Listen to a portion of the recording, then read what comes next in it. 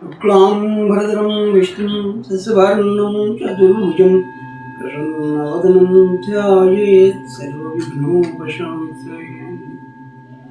ॐ अखण्डमण्डलाकारं व्याप्तं येन चराचरं तत्पदं दर्शितं येन तस्मै श्रीगुरुवे नमः। ॐ कृष्णं कमलपत्राक्षं पुण्यश्रवणकीर्तनं वासुदेवं जगज्जोनिं नारायणं व्यासाय विष्णुरूपाय व्यासरूपाय विष्णवे नमो वै ब्रह्मनिधये वासिष्ठाय नमो नमः। त्वमेव माता च पिता त्वमेव बन्धुसखा त्वमेव विद्यं द्रविणं त्वमेव सर्वं मम देवदेव।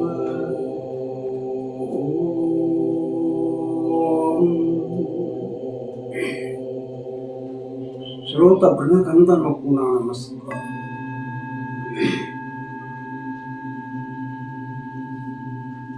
అనాథమైనది, ఆధ్యాత్మికమైనది, సనాతనమైన ధర్మం.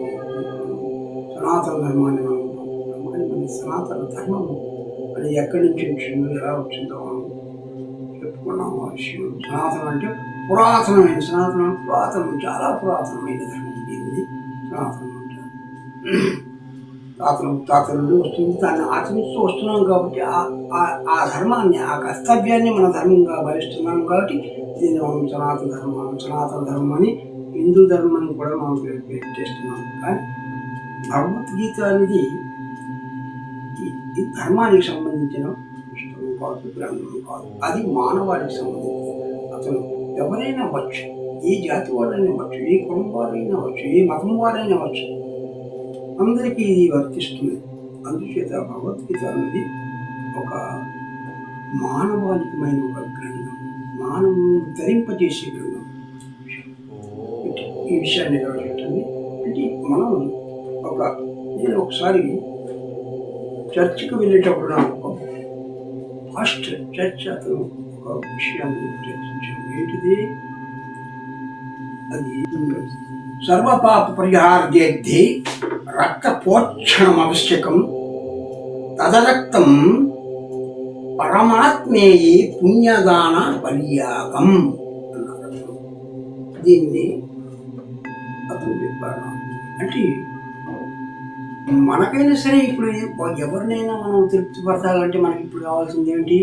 ఆధునిక యుగంలో ద్రవ్యం అంటే డబ్బు అంటే ఎవరికైనా వేస్తే అది వాళ్ళు తృప్తి పడుతుంటారు దాంతో.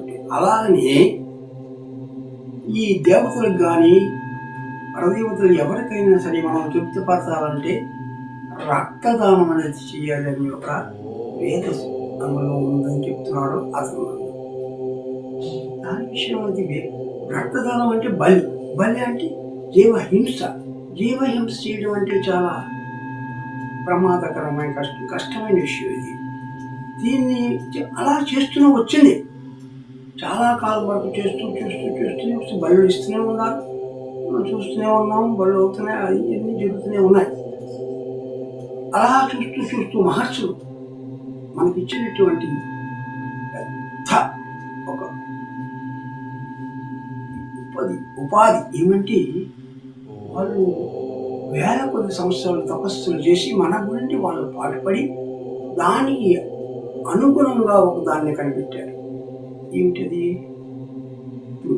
మన ఏ జీవి కానీ పంచభూతాలతో ఉండి ఉంది, పంచభూతాలు కలిగి ఉన్నాయి. ఏ జీవి కానీ, ప్రతి ఒక్క జీవి, చిన్న జీవి కానీ పెద్ద జీవి, మానవులు కానీ పంచభూతాలు.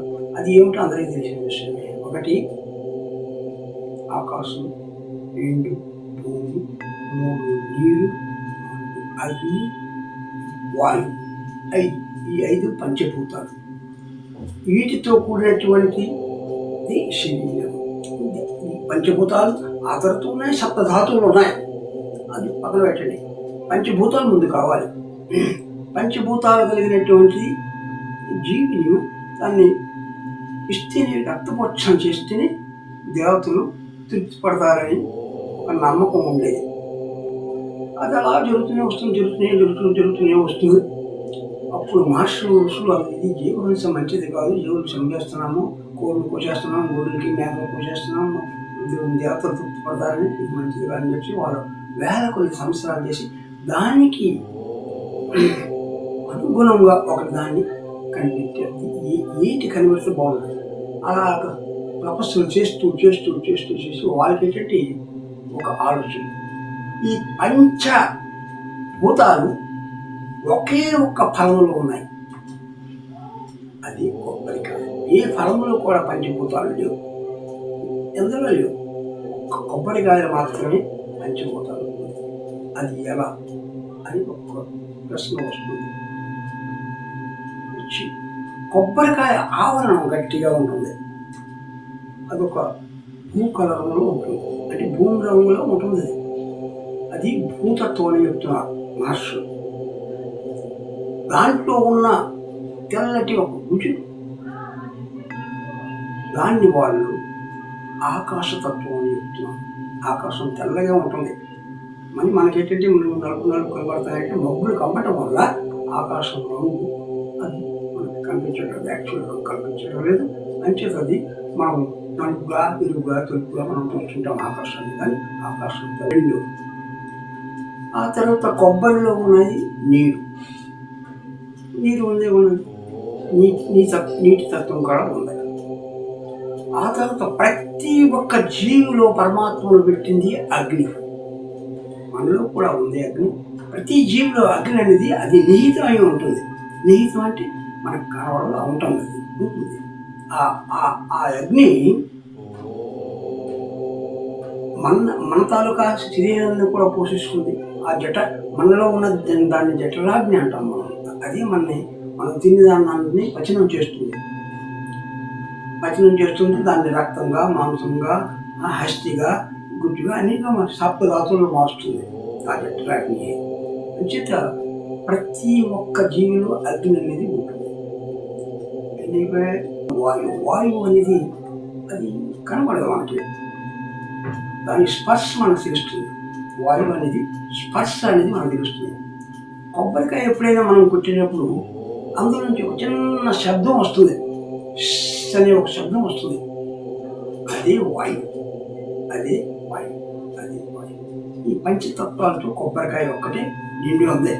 అంచేతి మనం మాస్టర్లు ఏం చెప్పారు, మరి కోళ్ళు గుళ్ళు మేకలు ఏమి కోయకండి, ఈ కొబ్బరికాయ కొట్టేశారంటే పంచతత్వ వాళ్ళు సంతృష్టి అయిపోతారు అని చెప్పేసి వాళ్ళు మనకి ఈ అవధారణను మనకి ఇచ్చారనమాట. అది మనం ఇప్పటికీ అంచేత ప్రతి గుళ్ళోనూ, ప్రతి దీంట్లో, ప్రతి దేవాలయంలో అమ్మవారికి, అయ్యవారికి, ఏ వారికైనా సరే మనం కొబ్బరికాయ మనం ఖచ్చితంగా అంటే పంచభూతాలని మనం అర్పితం చేస్తాం వాళ్ళకి. అంటే వాళ్ళు సంతృష్టపడతారు అనమాట. మనకి ఏం కావాలంటే ఇస్తారు వాళ్ళు, అది దాని లెక్క అనమాట. కొబ్బరికాయ కొట్టినంత మాత్రం కొబ్బరికాయ రెండు విధాలుగా ఉపయోగపడుతుంది, మాంత్రికంగా, తాంత్రికంగా. తంత్ర విద్యకు కూడా ఉంది కొబ్బరికాయ కొట్టడం, మంత్ర విద్యకు కూడా ఉంది కొబ్బరికాయ కొట్టడం. మనం కొత్త గృహం కట్టామంటే దాన్ని కొబ్బరికాయ కొట్టి ఆ ద్వారబంధాల మీద పెడతాం. ఎందుచేత దానికి ఏంటంటే ఈ దుష్ట శక్తులు లోపలికి ప్రవేశించకుండా ఉండటానికి దాన్ని చేస్తున్నాం. దుష్ట శక్తులు ప్రవేశించడానికి వీల్లేదని అంచేత కొబ్బరికాయని ఎప్పుడు కానీ అక్కడ బొట్లు గిట్లు పెట్టడం అది తంత్ర విద్యకు చెందిన విషయం. అది మంత్ర విద్యకి మన సాధారణమైన అని కాదని నా అభిప్రాయం. అది మనం ఏంటంటే దాంట్లో కొబ్బరికాయ కొట్టేసాం, అక్షింతలు పూలు గట్రా వేసేసాం, దాని దేవుడికి గోవుడికి అర్పించే స్థితి కూడా ఉంది. ఆ గుజురు లాంటిది భగవంతుని ఎదురుగా ఉండాలి, ఆ మూడిక వెనుక భాగంలో ఉండాలి, అప్పుడు అది మనకి అది అంటుంది వాళ్ళకి. లేకపోతే మనం వెనక పెట్టేస్తే మనం దేవుడికి వెనకెట్టి కూర్చున్నట్టు అయిపోతుంది ఆ పని, అలా ఉంటుంది అన్నమాట. అది అంటే కొబ్బరికాయ కొట్టి దాన్ని పెట్టడంలో కూడా ఆ స్థితి ఉందన్నమాట. అది అందరూ అవలంబిస్తారనేసి నేను ఆశిస్తున్నాను. పంచభూతాలు అయిపోయాయి, పంచభూతాలు ప్రతి ఒక్క విషయానికి, ప్రతి ఒక్క పూజకి, ప్రతి ఒక్క పరిష్కారానికి అన్నిటికీ ఒక ఇది కొబ్బరికాయను కొడతాం. అలాగనే మామిడి ఆకులు కూడా దాని పైన ఒక ఉంది. మామిడి ఆకు ఎంత శక్తి ఉందంటే, ఒక్క మామిడి ఆకు మనం ఏ దేవతని పూజ చేస్తున్నామో ఆ దేవతని అలా పట్టుకు తెచ్చి అక్కడ పెడుతుంది. అంచేతే మనం మామిడి ఆకును తోరణాలుగా కట్టుకుంటాము, కలిసిలో వేస్తుంటాము. అంటే మనం పూజించే దేవతను ఆ కలిసిలో ప్రవేశింపజేస్తుంటాం అన్నమాట. ఏ దేవతైనా సరే, ఏ దేవుడైనా సరే, అది సాంప్రదాయంగా భావిస్తున్నాము. ఇది సనాతన ధర్మం తాలూకా సాంప్రదాయాన్ని